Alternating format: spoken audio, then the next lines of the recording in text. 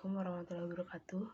Kami dari kelompok 2 akan mempresentasikan perekrutan tenaga kerja guna memenuhi tugas pengembangan dan pelatihan sumber daya manusia.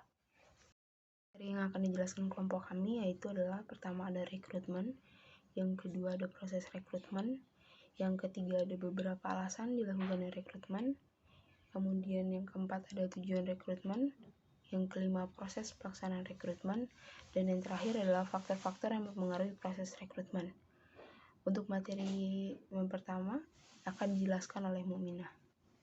Waktu dan tempat kami persilakan.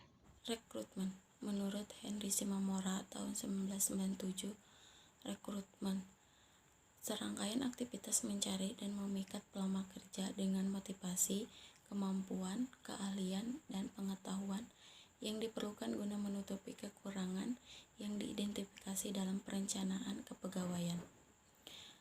Maksud dari rekrutmen yaitu untuk mendapat persediaan sebanyak mungkin calon-calon pelamar sehingga perusahaan mempunyai kesempatan yang lebih besar untuk melakukan pilihan terhadap calon tenaga pekerja yang dianggap memenuhi standar kualifikasi atau perusahaan.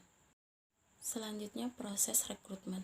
Proses rekrutmen ini adalah proses mencari, menemukan, mengajak, dan menetapkan sejumlah orang dari dalam maupun dari luar perusahaan sebagai calon tenaga kerja dengan karakteristik tertentu seperti yang telah ditetapkan dalam perencanaan sumber daya manusia.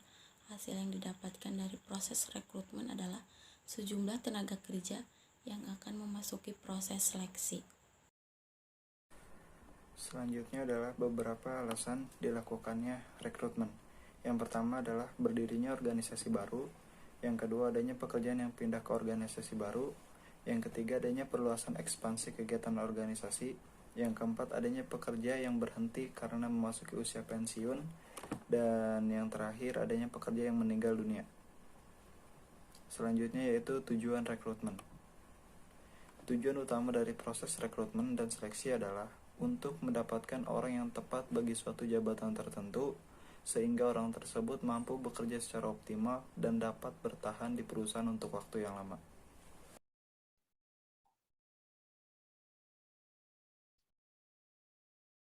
Proses pelaksanaan rekrutmen.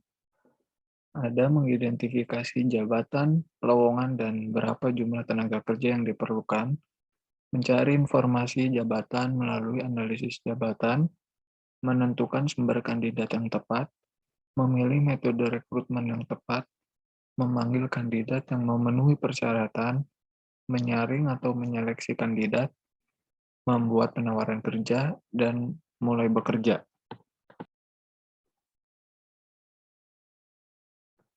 Selanjutnya ada faktor-faktor yang mempengaruhi perekrutan, yaitu kondisi ekonomi negara secara umum. Kondisi ekonomi negara secara umum yang relatif sulit, maka biasanya akan terjadi oversupply atau calon pekerja jauh lebih besar dibanding jumlah permintaan. Jika hal ini terjadi, maka perusahaan relatif lebih mudah untuk mencari karyawan baru, sebab para pelamar kerja melimpah. 2. Ketersediaan tenaga kerja pada bidang yang dicari. Jika bidang yang dicari merupakan bidang yang tergolong langka, maka perusahaan akan lebih sulit dalam memenuhi kebutuhan karyawannya. Misal, bidang teknologi komputer atau bidang cellular engineering. 3. Reputasi perusahaan.